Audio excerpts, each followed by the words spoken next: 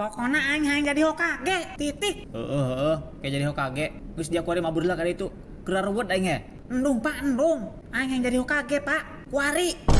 Anak dak bil, dia ngedokeun baper sorangan modar. Pan aing hirup keneh meur ngajabat keneh.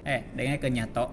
Sanajan dia anak Hokage, tapi teu bisa semena-mena kieu tok. Tapi pak Boruto geus janji karena babaturan di sekolah. Boruto eta jagisuk arek jadi Hokage pak. Atuh berarti dia eta menu tablo.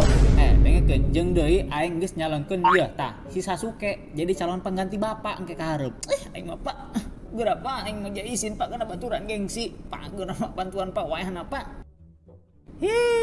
Ya, tuntun mah kolot bae nu mantuan anak mah. Geus kieu bae, kuari dia jadi calon wakil Hokage bae heula nya.